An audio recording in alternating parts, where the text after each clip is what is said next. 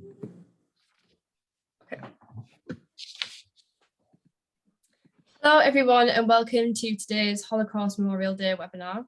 I would just like to reiterate the information shared in the email and make you aware that this event is being recorded. My name is Lucy Jameson and I'm a third year history student at the University of Durham. And as well as this, I have been a regional ambassador for the Holocaust Educational Trust since March 2020. Some of you may be unfamiliar with the work of the Holocaust Educational Trust, and so I thought I would start this webinar by sharing the journey that I've been on with them, as their work is the reason that we are here today. I began my journey with the Trust back in 2018 when I was in my final year of sixth form. I was one of 2 students selected from my sixth form to participate in a project called the Lessons from Auschwitz project, where I heard the first-hand testimony of a Holocaust survivor, participated in a one-day visit to the Nazi concentration and death camp Auschwitz-Birkenau, and upon my return, I shared what I'd learnt with my peers at sixth form.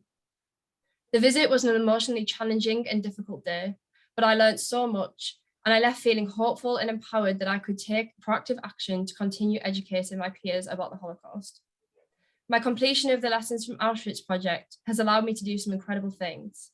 I helped to organise a Holocaust Memorial Day service when I was in sixth form. I became a regional ambassador for the Holocaust Educational Trust. I have listened to the testimonies of several Holocaust survivors, and I have written articles for the university newspaper about the history of anti-Semitism. And last year, myself and 2 of my fellow regional ambassadors created a website and curated artwork and literature from sixth form students to ensure we could still commemorate Holocaust Memorial Day despite the pandemic.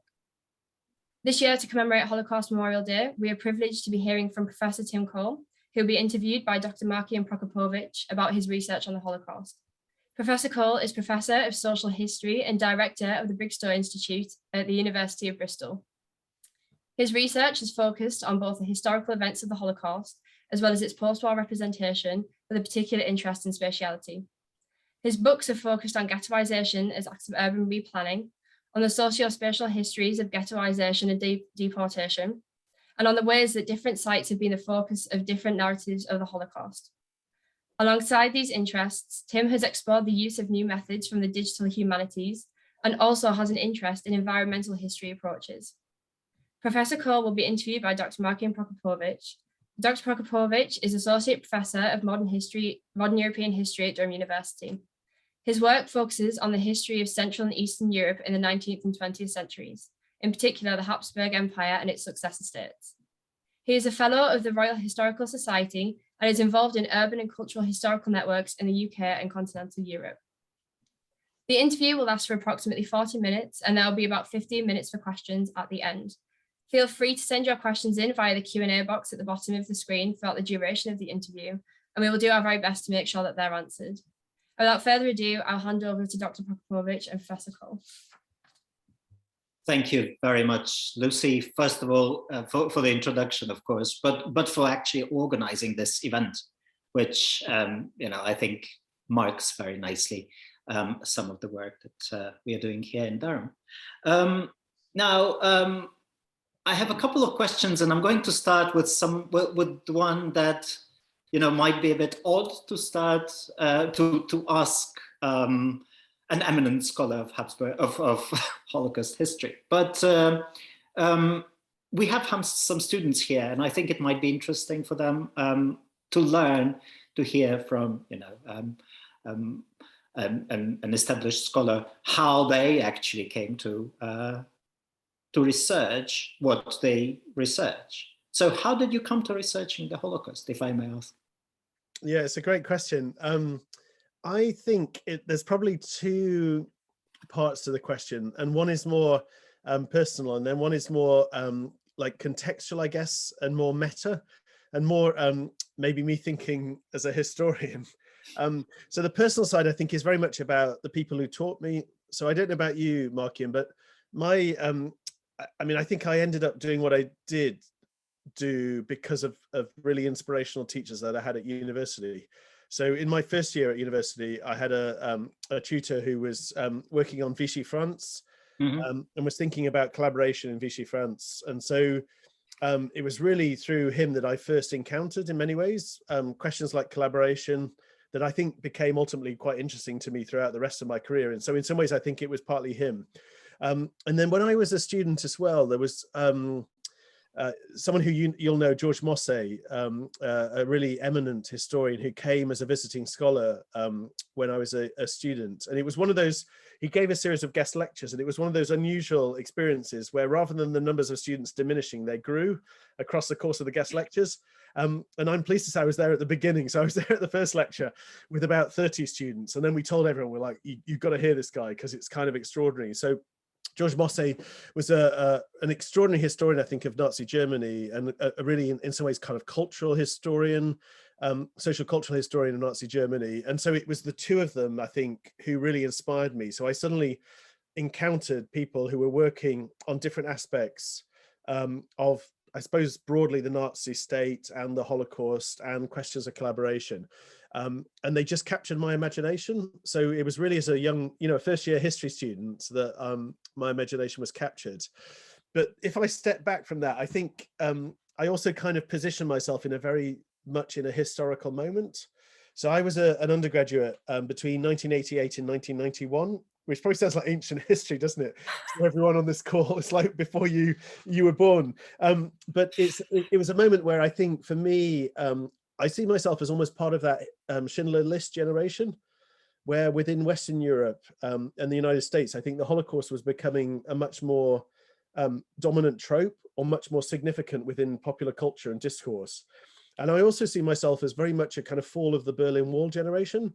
So, I was just entering my second year as an undergraduate in 1989. And I think for any student at that point, this was the most significant thing happening at that point in your life. You felt like something historic was happening, especially for a history student. All of us were desperate to try and get out to Berlin in 1989, the autumn of 1989, or to try and get out to Eastern Europe. And so in a sense, what I think I was part of that generation of, I was one of thousands of Western Europeans and Americans who ended up in Budapest or Prague or Warsaw or Krakow in 1980, in the late 1980s or the early 1990s, because we felt like this was a place where something was happening, and it was a place where we wanted to be. And so I felt like it was partly through some inspirational teachers, but it was also partly through a moment in history where Eastern Europe and the Holocaust were, I think, really formative for me personally as a student. And so I've always felt like I myself and my historical interests are themselves historicized. That I feel like, I feel like I'm part of a kind of moment in Western Europe where, I went to live in Hungary and learned Hungarian, and I wanted to do that because it was like a fascinating place. It was a place that I wanted to be because it felt like it was a place where something was happening and something of interest. And I always think about that in a sense, Markian, now about myself, like if I was now a 18, 19-year-old or 20-year-old, like where would I go? So what, in a sense, what would be my historical context, which would mean that it would capture my imagination? And maybe it would be environmental history, in some ways, something that I've come to later on in life in some ways. Maybe that would be the thing that would have captured me, and maybe I would have done a PhD in environmental history. But for me, I think as a child of the 80s and 90s, it was the Holocaust and it was Eastern Europe, Central Europe, that really grabbed my imagination.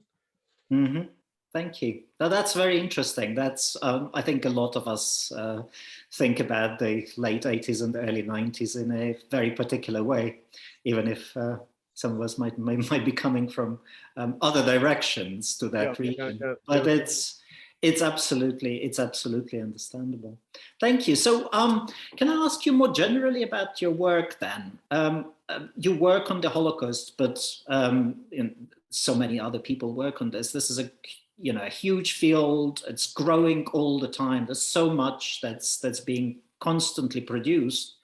So how would you characterize, what is your key, what are your key contributions to that scholarship? What is it that we learn from your work that perhaps we didn't know that well or didn't notice, or Yeah, that's like an interview question, Markian, isn't it? It's like a question you get asked when you interview for an academic job. What's your contribution? No, I think I think there's one. So one of the things that I've always, I guess, really been interested by, and a lot of this is about my own kind of story. So I was an undergraduate in history, and then I ended up actually doing a PhD in geography, largely because there was one of my best friends at university was a geographer, and he went with his tutor to Budapest in 1990. And he came back and told me all about it. He said, "You've got to meet this guy. You're getting interested in the Holocaust. He's really interested in ghettoization in Budapest. He's really interested in the Budapest ghetto. He took us around the former area of the Budapest ghetto." So I went to meet him, and he said, "Sure, you can come and do a PhD with me, but you've got to, one, learn Hungarian, and then two, you've got to switch to geography." And I said, "Fine, I'll do both, and then I'll come and do a PhD with me." So in some ways, I think very formative for me as a student was moving from a history department to a geography department for a period of time. And I guess the thing I've always been sort of interested by, and I think this is a thing that has characterized my work, is to think about the Holocaust, like any historical event, as something that unfolds over time, but also unfolds over space. So I think as historians, we often privilege chronology. And I think if you think about the literature on the Holocaust, I think it sort of almost like obsesses about chronology in the 1980s and 90s. So the whole kind of debates that take place around intentionalism and functionalism, about dating the Holocaust, about dating a moment where maybe Hitler orders a final solution, or when something happens that's about the persecution, the death of Polish Jews or the death of European Jews. Like historians, the dating game is really central to a lot of kind of literature in the 1980s and 90s. And I guess as a someone who's now, you know, kind of come through a geography department and has entered in the history department, I've always been really interested in chronology, and think that's really important, to think about the fact that an event like the Holocaust isn't monolithic chronologically, but does evolve over time, and it shifts in really important and interesting ways. And so I feel like I've tried to bring that sense of dynamic, a kind of chronological dynamism into the work.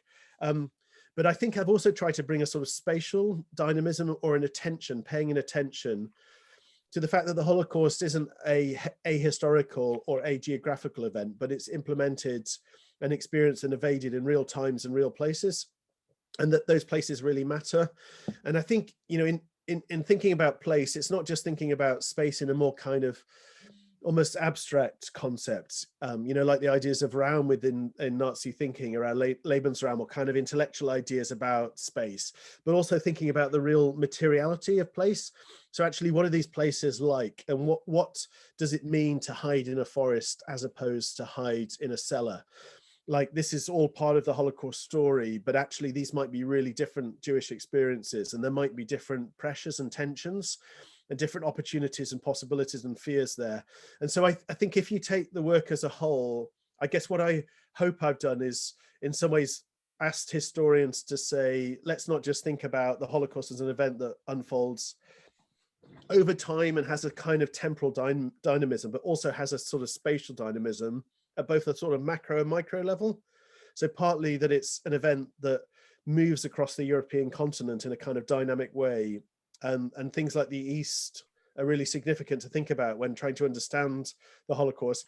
But also at a micro level, let's think about a flat in Budapest, you know, or let's think about a forest in Belarusia, or let's think about an attic in Amsterdam. So I've tried to focus in some ways as well, I guess, onto the kind of very material landscapes of the Holocaust. And that, I think, as well, has made me more sensitive to thinking about that in terms of memory. So back to what Lucy was saying, I guess one thing I've always been interested in is the kind of spatial connections between a historical event and its post-war memory. So Lucy's going to Auschwitz. It's the same space in a sense, but it's also different, isn't it? Because of all sorts of things, because it's no longer 1942 or 43 or 44. It's the 2019 or 2018. And so I've been interested, I guess, in terms of thinking about how memory might think productively about space and place. I don't know if I got the job, Markian, or not. Maybe not. You have, absolutely. Right. Yeah, I was going to ask you more about methodology, actually. I wonder, because you mentioned already you come from this, you know, mixed background. You did history, but then some of your work is so geographical, and you take space very seriously. And then there are other things that come in, environmental history, I suppose, or urban history has its own methodology as well. How useful is it to use those mixed methodologies if we want to understand precisely, as you say yourself, if we want to understand the Holocaust as, as a dynamic phenomenon that might be very different in different places? Yeah, I mean, I think for me that's always been so important to try and think about a sort of mixed set of methodologies, so that almost to provide a series of lenses that kind of focus in on particular elements of this event is like any event in history. It's any event is so complex as it's multifaceted, that it involves all sorts of actors. And I think there's times where you want to zoom in and zoom out, and there's times when you want to focus in on this or that. And so I suppose one of the things I've always been interested in is almost being intentionally and quite explicitly interdisciplinary or multidisciplinary in the approach. And I guess historians differ, don't they? Some historians are more methodologically inclined than others. I don't know what you do at Durham. Like at Bristol, we teach historiography and methodology, and I'm sure every university department does that. And I think as a student, you either love that or hate it. You think it's the compulsory course that's like pointless because you want to get onto the real history, or you embrace it. And I suppose I've always been the kind of historian that's kind of embraced thinking reflectively and critically about methods. And I suppose I kind of hope that maybe I tried to make a methodological contribution that would be broader than Holocaust studies, as well as a specific contribution to the Holocaust. And so thinking critically and reflectively about methodology has been a really important part of what I've done. So one book I wrote, Traces of the Holocaust, was, partly I think you could describe it as a sort of socio-spatial history of the Holocaust in Hungary. But the other part of that book is really thinking about how do you deal with archival absence and presence, and how do you write that intentionally into the book so that actually, rather than erasing that, you foreground it. And in some ways, I think that book was almost thinking about almost like, in some ways, a kind of postmodern inflected history of the Holocaust that really grapples with the fact that as historians, we're always dealing with messy data, that we never have everything, and we always have partial knowledge. And how could actually foregrounding partiality help us to think about the whole? Or in the work I'm doing now, which is much more digital humanities work. So a lot of the work I've been doing more recently is digital humanities work with a geographical information science scholar. And there I've been really interested in thinking about mixed methods. So he's a guy who's totally into quants. So if it's not a number, it's not relevant for him. So everything has to be reduced to a number. And so we have this really interesting negotiation. So I'm really interested there in thinking about, well, how could we try and understand the Holocaust from a quantitative, almost like a kind of a macro level looking down, where we use corpus linguistics methods to machine read texts, and where we think about generating an enormous amount of quantitative data. And then how can we intentionally almost pierce that and rub up against it by adopting a micro lens and going down and using oral history as a methodology. And so I'm really interested, I guess, in many ways, in almost colliding methodologies together. So I'm quite interested in almost the productivity of using seemingly aberrant methodologies to think about what happens, and in a sense, almost what truths emerge when you intentionally bring quite divergent methodologies together. So I mean, I wonder if I'm a bit magpie, like in some ways, in that I guess I'm not a kind of committed, quant scholar or qual scholar or DH scholar or oral historian. I kind of dabble in all of those things, and I'm quite interested in what happens when you bring them together. And I'm quite inspired there by Shaul Friedlander's work. So Shaul Friedlander, in the book that he writes, a 2-volume book on Nazi Germany and the Jews, he talks about writing an integrated history of the Holocaust, so integrated history of Nazi Germany, which brings in, for him, multiple voices together. So the voices of the perpetrators, the voices of the victims, the paperwork of the Nazis, and diary accounts. But in earlier work, which I think is almost more productive, he writes a more theoretical piece in an earlier essay. And there he talks about almost the way that the victim voice punctures the kind of almost the kind of smooth narrative. And so I'm quite interested in that sense in which using mixed methods can puncture a kind of more accepted and disrupt a more accepted narrative. And so I guess I've been almost intentionally mixed methods throughout, because I'm sort of intrigued about what that does in terms of our understanding of the past. Yeah, well, one obvious observation is that we tend to put scholars into specific folders, and of course, we think of Tim Cole as a Holocaust scholar, but many of us are actually working at the same time, trying to contribute to different fields and even different disciplines. Mm-hmm. We shouldn't be forgetting that. And your work in particular might be interesting for not necessarily just those who work on the Holocaust. But coming back to the Holocaust, and in particular to your work on Budapest, which we analyze and work with my students, for a number of years. I was just wondering if I could ask you to talk a bit more about that. So one thing that I think comes through very clearly in that work of yours is the role of, well, shall we call them everyday citizens? Mm-hmm. Yeah. So I'm just wondering whether you could tell us more about this, in particular, how that can also further challenge or complicate what we think about the Holocaust in the first place. Yeah. I've always been, I don't know why, I've always been really drawn to those we might call bystanders or ordinary citizens. They're the majority population, aren't they, in Europe at this time? So most people are ordinary citizens. Most people are neither Jews nor German Nazis or their allies.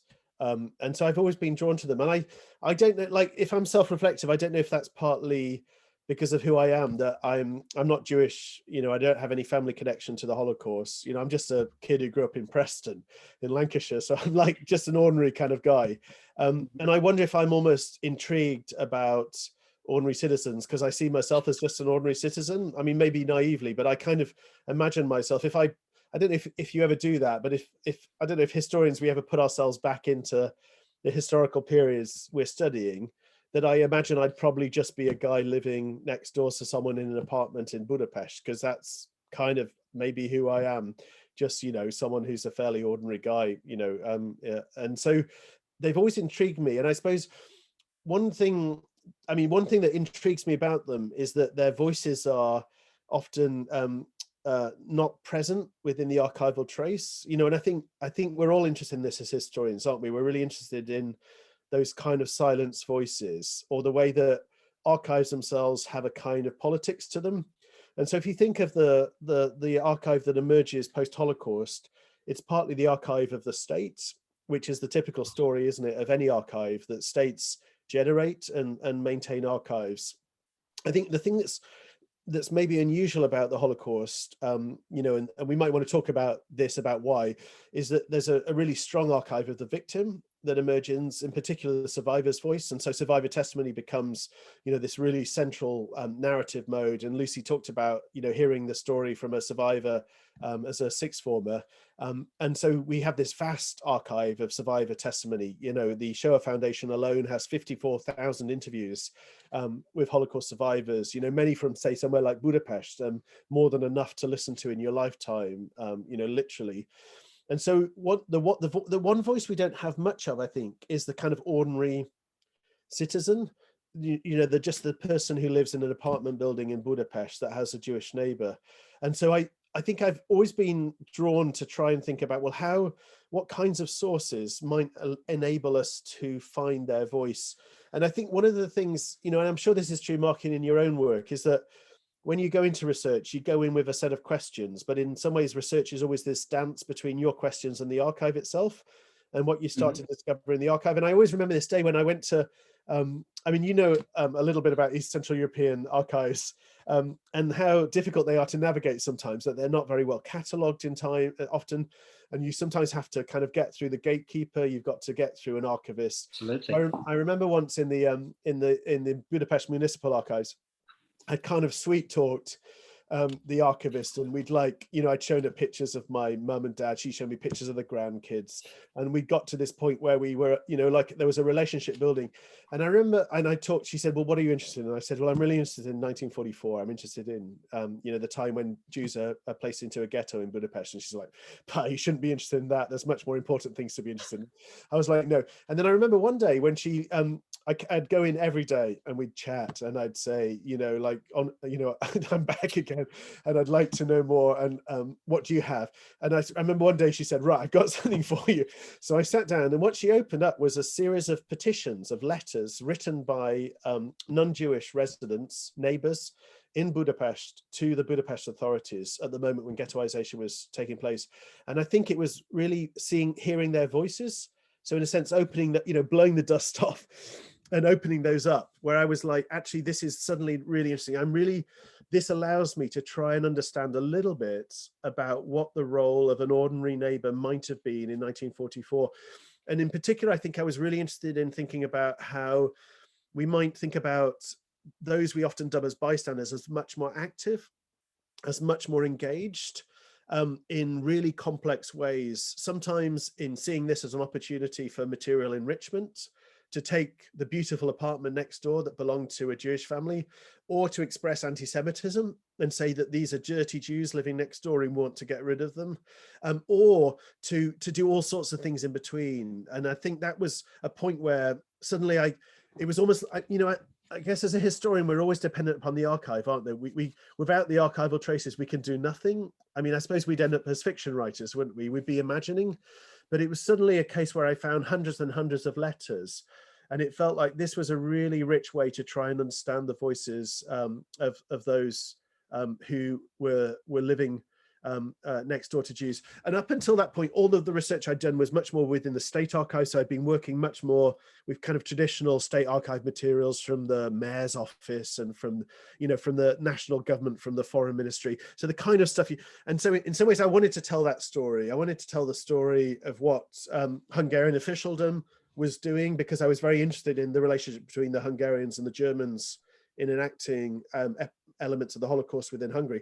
But suddenly I latched on, I think, to the voice of ordinary neighbors to try and understand how ordinary neighbors navigated the things that were happening around them and how far they complied, resisted, what they saw as opportunities, or challenges within that. Mm-hmm. Yeah, thank you. Well, it would appear that those neighbors were rarely bystanders in the end, right? Yeah, I think if you just dig a little bit. Mm-hmm. Yeah, and what's really interesting, Markian, is since writing that book, what has been fascinating is then doing a digital humanities project to kind of revisit the same material in some ways through a different lens. And what was fascinating about that was I've become more and more convinced about how essential they were, how active, how unbelievably active neighbors were during this period, that this wasn't just something done by the anti-Semitic state or by the German authorities to Jews, but it really engaged all of society, that all of society was intimately involved. And one thing that I've been really drawn to in that later work is, I suppose, one of the things I started to do when I started mapping the Holocaust more with Alberto, so we started to map out ghettoization in Budapest. One thing we became really conscious of was how distance played a part, because Budapest is a big city, as you know. It's a very large city, and Jews are dispersed across the city in the early period of ghettoization. And we became really interested in Jews that were trying to get hold of protective paperwork from Raoul Wallenberg, and the other diplomats that were operating, the Swiss or Swedish neutral nations, were handing out, I guess, almost like the equivalent of a temporary passport. And Jews were trying to get hold of these. And we got interested in the fact that some Jews were having to travel vast distances across the city to get to the embassy buildings from the outer ring, from the suburbs of the city. And that suddenly started making me focus a little bit more on the way that one of the things that happens in Budapest, which I'd talked about in earlier work, but I'd never really thought about the significance, was the fact that within these ghetto houses, that non-Jewish neighbors were allowed to stay living within the ghetto houses. And so non-Jews and Jews were living next door to each other. And suddenly their importance became so central, because they were the people that could navigate the city for you. And so a whole set of relationships and friendships, the neighbor next door could literally save your life. And suddenly that relationship becomes all the more attenuated, that the neighbor next door could buy food for you, before food had run out, but suddenly they're the person that could get protective paperwork for you. And so I became interested, in a sense, re-interested in them as these incredibly active agents, not just in the way that the ghettos implemented, but also in the question of life, in a sense, of survival for Jews in Budapest. Absolutely. I'd like to ask you a bit more about those yellow star houses, because they are actually quite unusual, and it's so often that that in scholarship you find this narrative about how unusual Budapest is in itself, and it is in many ways, because the chronologies are different. The very fact that you had those yellow star houses that were scattered, Yeah. rather than concentrated. There are also different numbers in terms of survivors. A lot more Jews, by a mixture of consequences, actually survived in Budapest than anywhere else. So I mean, there's something about the uniqueness of the place, but actually just thinking about the houses themselves, were they just sort of a fluke, a temporary solution, or in your opinion, were, or to what extent were they themselves part of, the final solution? I mean, it's a really great question, because, in some ways I always think that I chose the wrong place, Budapest, to look at, because it's so exceptional that it's not like any other city in some ways, is it, within Central and Eastern Europe? And like you said, Markian, it's this really odd situation. In Warsaw, there's a central closed ghetto, and I guess that becomes much more part of our imagination. And certainly that's true across much of occupied Poland, is that Jews are placed within, much more centralized ghettos. Whereas in Budapest, Jews are put into about 2,000 apartment buildings, spread all the way across the city. It's a really very different experience of ghettoization. The thing that I guess has always interested me is that in the Hungarian context, when the Hungarian state is drawing up ghetto regulations, I think they really position this as a possibility anywhere. And what is interesting is to see where it is implemented. So in certain small towns, you see it. In a place like, there's a little town called Tolna, where Jews are placed again into dispersed ghetto. It's just that in Tolna, it's tiny. It's a small number of Jews. It's a tiny town, small market town. And so Jews are scattered into these little buildings across a number of different streets. And in the ghettoization legislation, this is allowed. And I think one thing that, strikes me in Hungary is that I do wonder about this moment when the ghetto is being created in April, 1944, is how the Hungarian authorities are thinking about the ghetto. And I think they are thinking about it as a kind of stopgap measure of kind of limited time period. And so they're often concerned with pragmatics.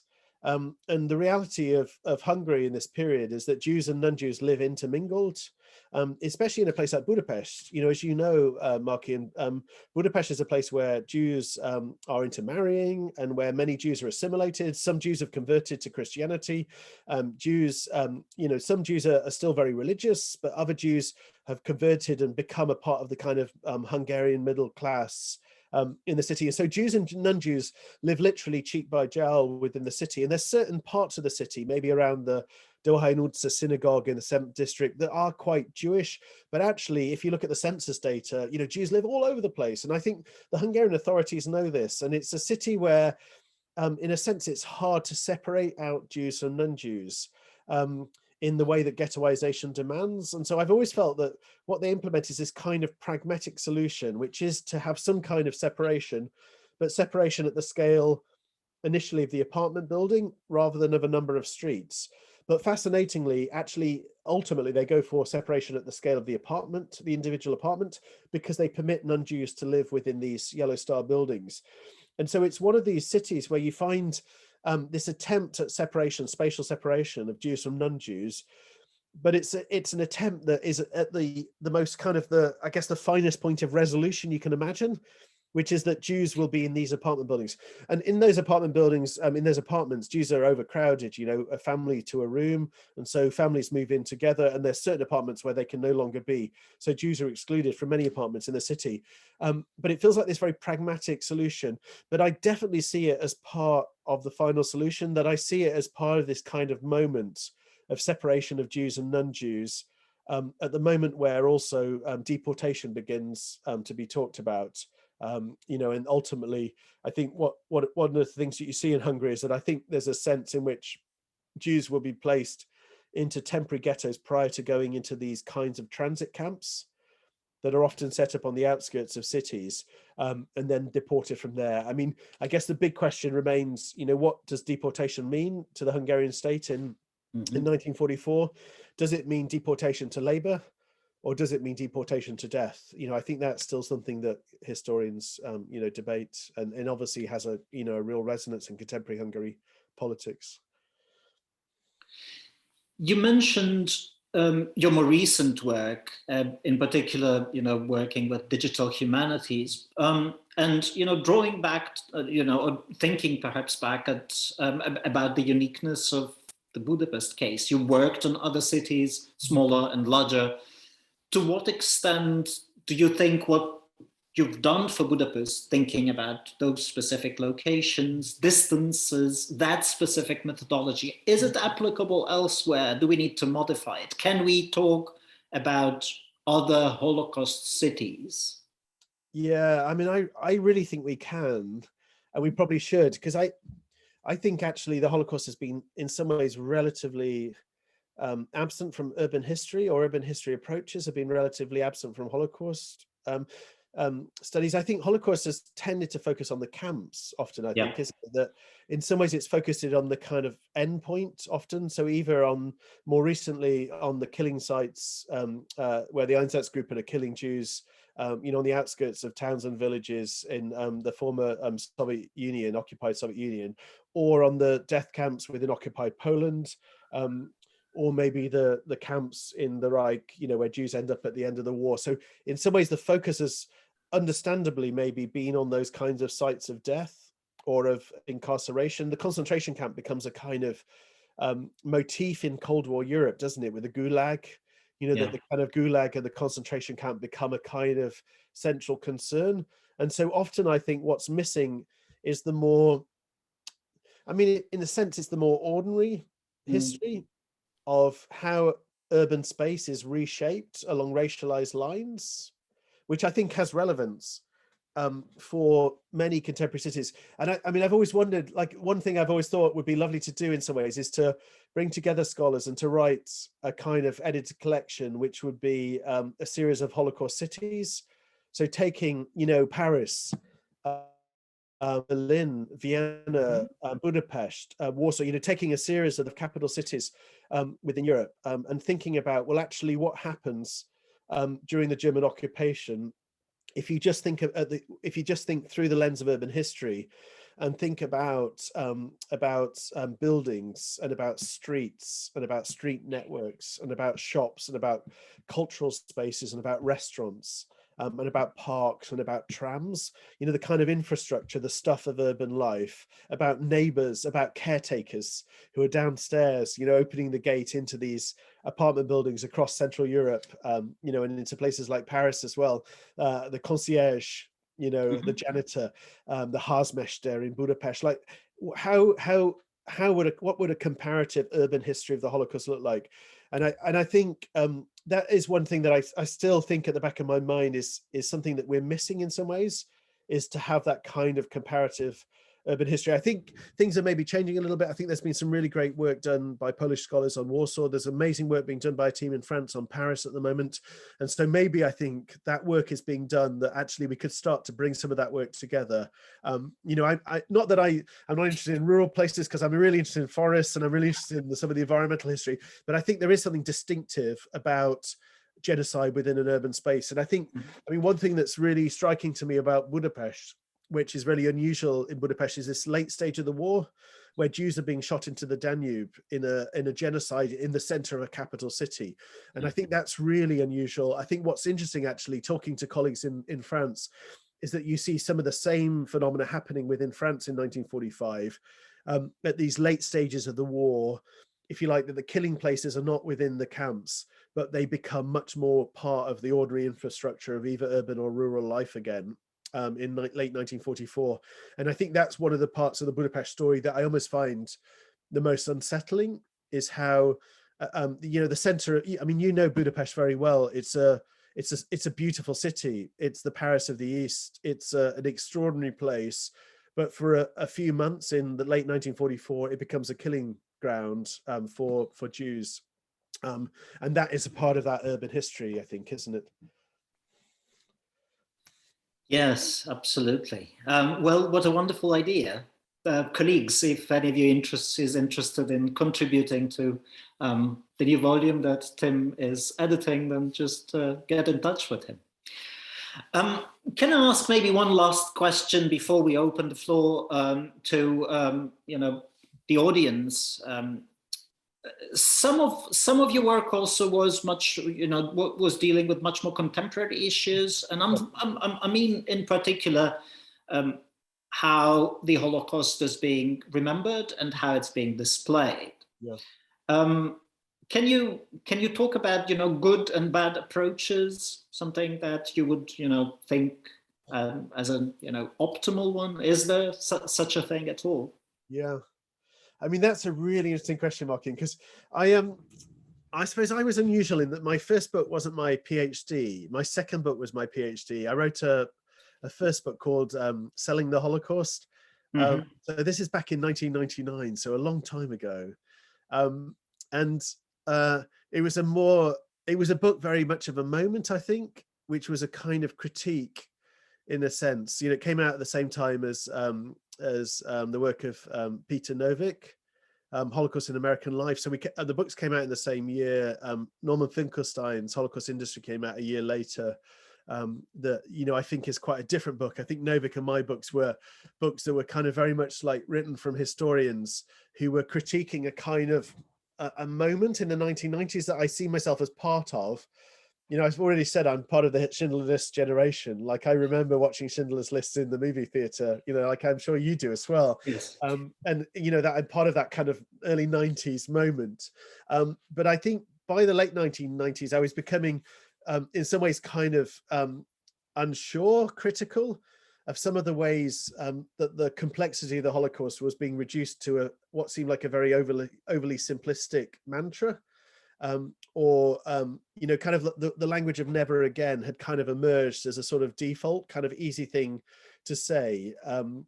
Or the Holocaust, it felt, had become reduced to, a single victim like Anne Frank, or a single rescuer like Schindler, Oscar Schindler. And so in some ways I was kind of very critical, I think, about some of the things that were starting to emerge within Holocaust memory and Holocaust education in the 1990s. And it's interesting because I wonder now if I'd be a bit more nuanced. I think that was the book written by a guy who was like in his late 20s, rather than someone who's a little bit older now, that I'd be a bit more nuanced. I think it was a little bit polemical in my, kind of reflections. So I'd be less like, I'd be kind of more, I think, critical of my younger self, which I think we're allowed to be, aren't we, as scholars. But I still think one thing I think is really important is to think about the relationship between history and memory, and in particular how they deal with complexity. And I think, one of the things I guess we all realize as historians, and I'm sure it's one of the things you really get to grips with as a student, especially when you're starting to do a dissertation project, is that as historians, we always simplify, that history is a process of simplification, because in a sense, what we never do is we never regurgitate the archive, do we? We don't just say, here's the archive, read it. We read it and we try and understand it and we work with it. And we're very conscious, I guess, as historians, that we're always engaged in an act of simplification. But I guess one thing I've always been struck by is how so much memory work is an act of kind of extraordinary simplification, because it's taking the complexity of the past and it's reducing it to often, say, a single plaque of 30 words. And that those 30 words often say as much about the present when that plaque is created as they do about the past. And so one of the things I've been really struck by, in particular, looking at Holocaust sites, is the way that each generation, in a sense, each post-war generation has created its own kind of partial memory of the Holocaust. that says a lot about those present generations. So, in Budapest, where the Budapest ghetto was, there is a closed ghetto set up later in the war. In December '44, where the ghetto was, there's a plaque which says something like, "This is where the Soviet Liberating Army destroyed the entrance gates to the ghetto." And it's a moment which is like, well, it's a typical Soviet era plaque in a sense, isn't it? It's a typical Soviet era. And it talks about fascism. It's the big ideological battle between communism and fascism. It emphasizes Soviets as liberators. And that's an incredibly partial telling, isn't it, of what happened in that space. But every subsequent telling has been equally partial in some ways. They just have a different partiality. And so I think one of the things I've always been interested in is thinking about how can we introduce complexity, even as we try and do within, I think that's one of the things we grapple with as historians, isn't it? Is that when we're writing, we want to try and do justice to the complexity of the archive whilst also simplifying it for the reader and creating a narrative.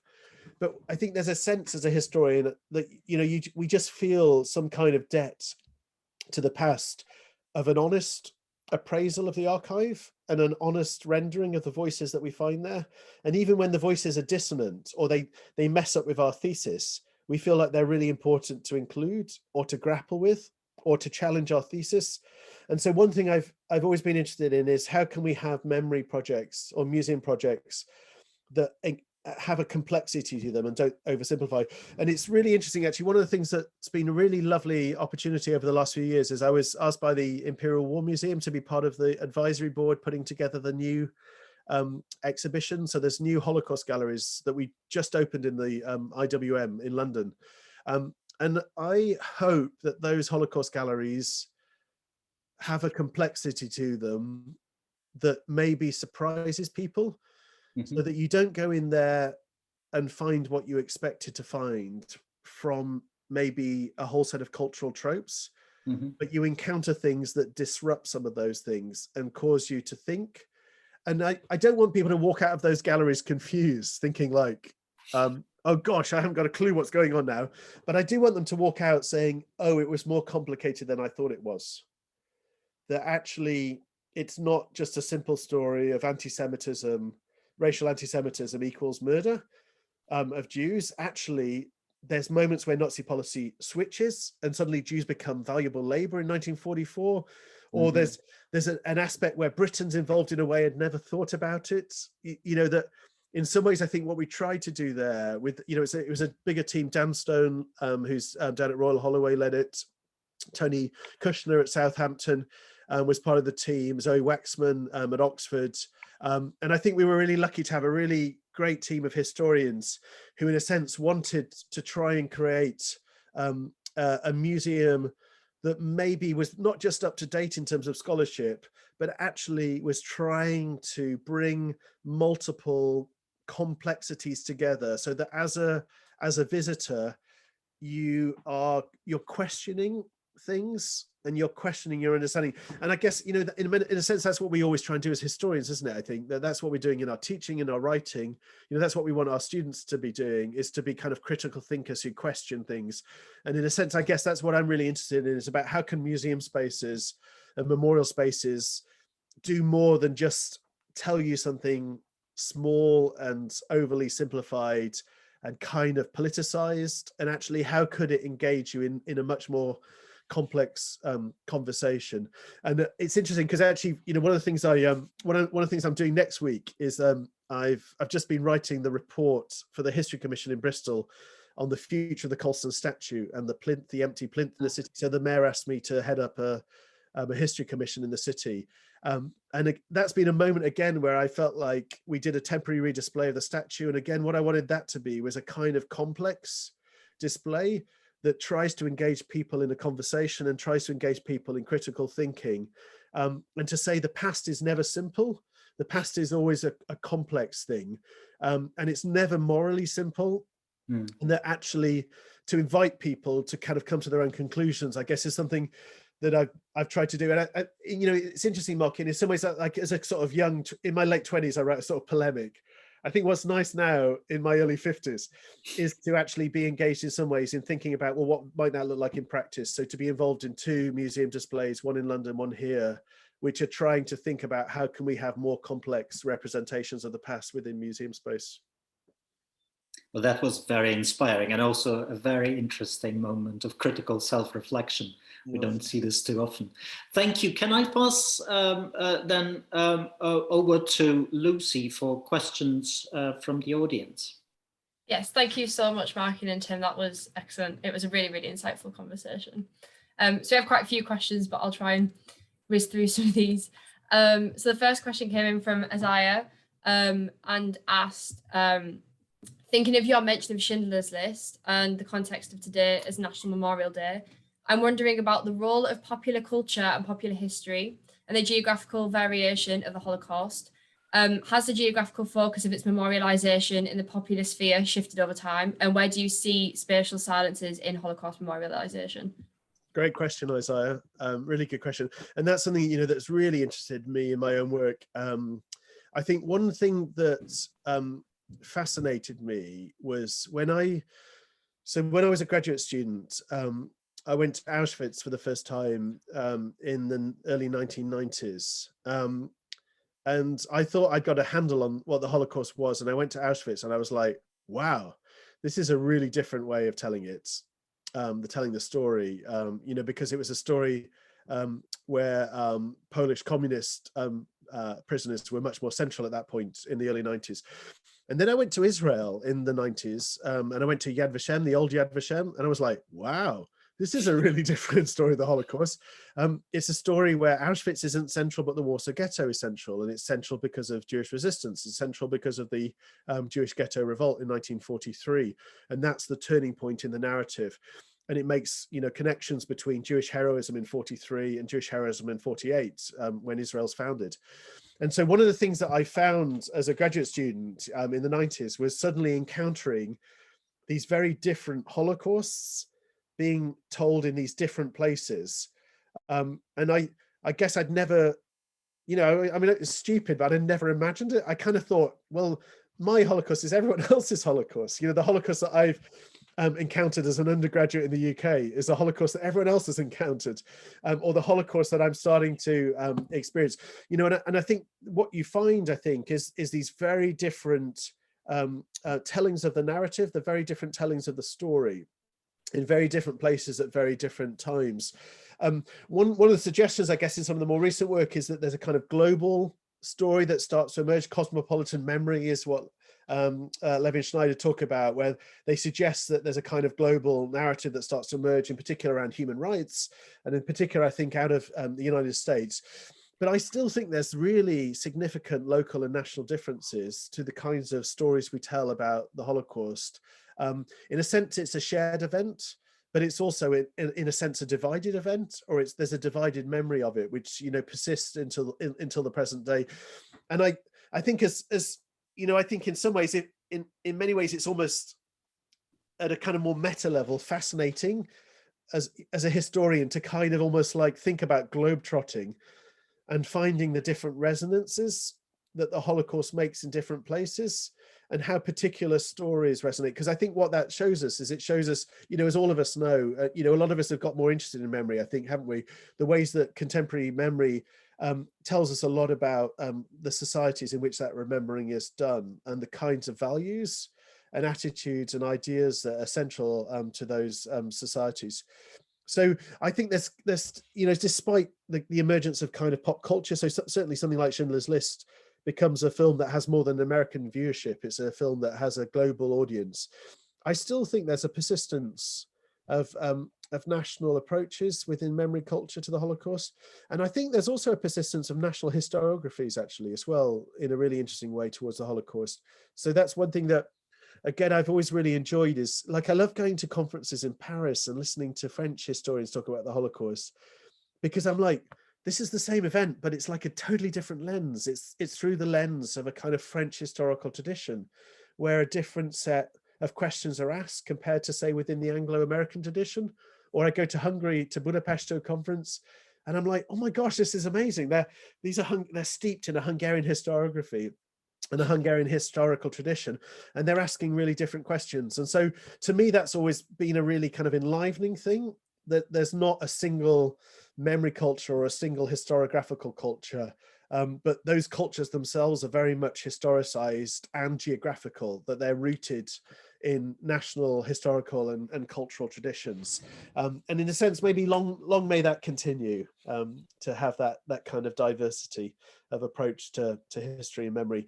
And I guess the one thing I think about that is, you know how, I mean, I don't know what you think, but I kind of hope that as historians, one of the things I always hope for myself and for my students is that there'd be a certain humility that emerges from being a historian, that we'd recognize that not everyone has always thought the same in every time and place, and that that we're not great guessers of the future, and that different societies have held certain things to be important and other things not to be important, and that those kinds of ideas change. And I feel like if we kind of think in a sort of broader temporal and geographical dimension, I mean, I hope there's a kind of humility that comes, that we recognize that we're part of an Anglo-American historiographical tradition, and we're part of an Anglo-American English language memory culture, and that other linguistic traditions, other linguistic historiographies and memory cultures might actually approach the past in slightly different ways, and that maybe there's a value to sometimes reading a book in French, or a book in Hungarian, because it might give us a different way of thinking about the past. You know, and I guess I'm a European historian. I feel like one of the things that I'm always sad about is the lack of language teaching within UK schools, because I do think learning other languages gives an access to some of these different memory and historiographical cultures, where you suddenly realize that not every film emanates from Hollywood, you know, not every history book emanates from Oxbridge, but actually there's some really great stuff that's being done by historians and filmmakers and museum curators, you know, in places like Łódź in Poland, but it maybe is only accessible in Polish, you know, and I think that's one thing where I feel like maybe those of us in the dominant language, you know, sometimes need a bit of humility. Thank you, Tim. The next question we have is from Jeff, who has asked, what do you think about Stolperstein memorials, plaques in such across cities, particularly Berlin, bringing historical memory to the present day experience of the city? And do you think that that's an effective means of education or not, in your view? Yeah, I'm like a big fan of Stolpersteiner. So the stumbling stones, these little bits of bronze that are placed into the flagstones of European cities. I know in Munich, they haven't implemented them because they feel that there's a sense, the Jewish community in Munich felt it was disrespectful. So they felt it was disrespectful to have the names of the dead in the pavement where people would just stand on them. So they felt like that this was an act of disrespect. And so within Germany, there's been these different debates taking place within cities. The thing that I do like about them is I really like the idea of, you know, I think as I was chatting to Markian, I'm quite interested in the Holocaust in the everyday. So in the everyday spaces of urban life, that the Holocaust is enacted not just in a camp like Auschwitz, but it's also enacted in part in a place like Budapest, you know, just in the normal stuff of streets and apartment buildings in the city. And I think one of the things about Stolpersteiner, the stumbling stones, is that they do introduce Holocaust memory culture much more again into the everyday infrastructure of just European streets. So rather than having to go to Auschwitz in a sense to remember, that in some ways that memory is much more dispersed across the European landscape. And I think, you know, one thing I've always been really struck by is that the Holocaust as an event, because it shifts temporally and spatially, that it does involve, in a sense, every aspect, every square kilometre of the European landscape. You know, the death marches in the late stage of the war in 44 and 45 involved the road network of Czechoslovakia and of Austria and of Germany, and Jews are being shot by the side of roads in places like that. That the Holocaust is something that is not something we can just confine to a number of death camps, but it kind of permeates all of European landscape and all of European society, all of European culture. And in many ways, I feel like the memorial stones, those stumbling stones, kind of do that. They insert it back into the European landscape, and they say this is a central part of the European story, you know, which I'd see. I feel like I'm a European citizen, and I'm interested in that sense, that actually what it means to have a European identity is in part shaped by this set of events that happened, you know, 70 to 80 years ago. So yeah, I'm a big fan, Jeff. Although I'm not so sure about the financial model. That's the only. So I've got a kind of economic set of critiques, but but in principle, I like the idea of dispersed memory. Thank you. The next question comes from Laura, specifically thinking kind of about the language of displacement. She said that she's noticed that Jews who survive the Holocaust often don't return to where they were living before the war. And other than the obvious reason of trauma, there seems to be a common thread that they do not feel entitled to reclaim that space. Yeah. And in interviews and documentaries that she's watched, if they do return, their neighbours always seem to ask questions regarding whether or not they've kind of come back to take their property, live it there again, permanently again, or other people have taken over as occupants of their space. And she says that she's interested in this as a psychological phenomenon, as well as the notion of survivor's guilt and the way that survivors are perceived by the people whose countries they end up settling in eventually, like Israel or America.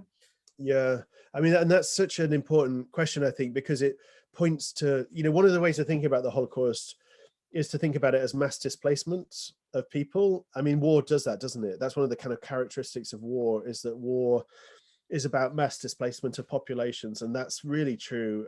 You know, if you think about Europe in the aftermath, it's literally millions of people, you know, moving, and they're different people groups, aren't they? Sometimes they're ethnic Germans, you know, in the post-45 period, but Jews are constantly on the move. That the story doesn't stop with liberation, as you point out, Laura. But often, what you find, I think, is that Jews tended to return home, in many ways, I think, to try and find family members. And I think, you know, if you put yourself into the kind of headspace of this, one of the things that you haven't ever made plans for is like, how do we reconnect after the war? So you don't think about that, do you? As a point of family separation, you don't have a fully worked out plan of like, okay, when the war ends and this is all over, what we'll do is we'll meet somewhere. You just think, okay, I'm in this camp, you know, where we've been separated on gender lines. So if you think about the camp system, it's always separated on gendered lines. So men and women have been separated. So you end up liberated, say in somewhere like Czechoslovakia, in Austria. You then think, okay, I want to know if anyone else is alive in my family. What I'll do is I'll go home. And so I think that's typically the movement that Jews do make, is they make a movement home. I think it's often less a movement around property, and it's much more around people. It's about knowledge. So the sense is like, if I go home, then maybe everyone else in my family will go home, and at some point we'll meet. And so that's the typical journey, I think, of many survivors, you know, especially say Polish women who are liberated somewhere like Ravensbrück in the end of the war. They'll head back to Poland. What you find is that a lot of Polish women end up in a place called Łódź, the city of Łódź in Western Poland, and it becomes a kind of safe space for Jews. There's a kind of critical mass, and it becomes a place where knowledge is exchanged. And because enough Jews are coming back there, it means that actually you may well find a brother or a father back there, or an uncle, or you find someone who knows what happened to your brother or father. And so Łódź becomes this kind of a place of knowledge. So I almost think of it as a kind of knowledge community in 45, 46, 47. But what you do find is, you know, and I think some of these are the most poignant stories that I listened to when I did some work with Holocaust survivors' oral histories, was people talking about actually going home, you know, to the little town that they lived in Poland, and quickly realizing that that wasn't home anymore, that they were met with hostility, and that they felt that they needed to get back to Łódź really quickly. And, you know, I think there's a really complex politics in East Central Europe post-war about property restitution that plays out in many countries, in many contexts. And I mean, I think that's part of the aftermath of displacement. The kind of mass displacement of war means that the impact of that lives on for generations in so many communities. I think it's a little bit different in Budapest, because in Budapest, most Jews aren't deported out of Budapest to Auschwitz. Jews from elsewhere in Hungary are sent to Auschwitz in the spring and summer of 44, but Jews in Budapest tend to live in the city. And one of the things that, and what they tend to do is they tend to go back to their previous apartments. Often, actually, Markian, it's interesting, a lot of them go back to the Yellow Star houses, and then that becomes their new home, which is really interesting. It changes the nature of the Jewish demography of the city. This is the work I'm doing at the moment. But what I've always been struck by is how Jews in Budapest then live amongst the places of the Holocaust, in a sense. And in particular, I think this is really marked when it comes to the shootings into the Danube. in 44. I always remember a woman who talked about how when she took the tram across the Danube, so if you've been to Budapest, there's a couple of big bridges, just one by Margaret Island and then another by the Gellert Hill on the other side of Budapest. So if you travel through the city, you always cross the Danube in a sense, these two bridges on the tram. And she always said when she crossed the river, she would always close her eyes because she couldn't look at the river because that's where a family member, I think it's her mother, had been shot into the Danube. And that's one of the things that I think people are starting to get more interested in, is in particular in Belarus, where the killings take place within communities, and often the Jews are shot into a mass grave just outskirts of town. That actually in some of these places, the killings don't take place distant in somewhere like Auschwitz, but they take place very proximate, either in the Danube, which you cross every day on your way to work, or in the village, in the forest outside the town, which you drive by, or in the square of the town that you walk through. And I think that's one of the things that historians have started to get more interested in. There's a book I read recently, which is really interesting on this, in the nature of this in Belarus, which is about, well, how do people carry on living, if you like, within genocidal spaces, where it's much more proximate, where it's a part of day-to-day life. And I think you're right, Laura, that there's questions there about trauma and about psychology, and for many Jews, I guess Europe is no longer seen as a safe space, and emigration is a preferred option. And I think for many Jews, Zionism, is a very real philosophy in the 1940s, and for many Jews, young Jews, they're enthusiastic Zionists, either within Poland or somewhere like Budapest in 44, but also within the DP camps in 45, 46, 47. Thank you. We're probably only going to have time for one more question because I'm aware that time is pressing on. It's fine, don't worry. There are a couple more, but I'm just going to go in time order from when they've been submitted. So the final question comes from Jessica, who's thanked you both for a really interesting discussion. It says that much of your work focuses on space, and I'm curious as to your thoughts on architecture as a deliberate organisation of space. Paul Yescott has written about this, but I wondered if your thoughts on architecture, buildings, both everyday and specialised, of the Holocaust. Yeah, so I'm a good friend of Paul Jescott's, and we work together now. So we've been working together on some digital humanities projects, Paul and I. And I think I think there's some parallels in my own work with Paul's work. But I think what Paul brings is he brings the sensibilities of an architectural historian to thinking about the Holocaust. And one of the things that I found most interesting in his more recent work, he wrote a really important book, I think, on Flossenburg, on the building of Flossenburg. And I think you see a little bit of it in that book, but you see it also in some work that he's done more recently, which is a piece where he talks about the gateway into Birkenau. Lucy, you know that building well. So yeah. It's a kind of famous building. Those of you who've been to Birkenau know it. You walk through it. It's a kind of the iconic gateway where the train tracks go running through the central gate. And what he does is he, in a sense, brings his architectural historian's gaze upon that building. And he thinks in particular about a seam in the brickwork. And what I think is fascinating about his work is that he causes us to do something which he talks about as relational history. I think he's riffing off Shaul Friedlander idea of integrated history, which is to think about that building and this seam in the brickwork as both a story of labor, of the way in which actually so many Jews are mobilized for labor by the Nazis as part of architectural building, and that a camp like Auschwitz is built entirely, Birkenau is built entirely from prison labor. That these bricks are laid by people, that it's in Birkenau, it's probably largely Jewish prisoners who are not bricklayers, who are Jews from wherever, who might have done whatever job in the past and end up at Birkenau and are suddenly forced into laying bricks during 1942 and 43 to build this building. And so as an architectural historian, he's interesting, I think, Jascott, because he's really interested in labor and in production and in like who's doing the building and asking those questions. And that suddenly he opens up Auschwitz as a place that's a construction site, and it's a place that's got an important labor history. There's important histories of work and forced labor there. But he's also interested as an architectural historian in the way in which this gateway says something about the Nazi facade and about a kind of Nazi imagining. and about a way in which Nazi Germany is remodeling not just Auschwitz as a camp, but the Auschwitz as a whole city, and making Auschwitz as no longer a Polish city, but now a German city. And as part of a kind of harking back to medieval Teutonic periods, as a kind of medieval imaginary, you know, kind of medieval Germanism being enacted in occupied Polish space. And that part of that is about rebuilding the entire city with a new station, main station, with a new thoroughfare, with a kind of grand new facade, as well as a concentration camp. And so I think his work is really important. Like I hope I've tried to do a little bit of my own work about paying attention to the materiality, to the material details.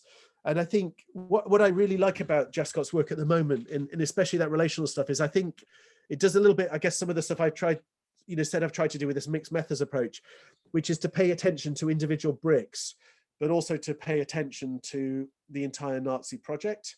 So to zoom in and zoom out. And I guess that's one of the things that I've always been interested in while thinking about urban history and about geography, about environmental history, about materiality, is like, how do we pay attention to mud and to trees and to apartment buildings and to streets, or the bricks in a seam at Auschwitz?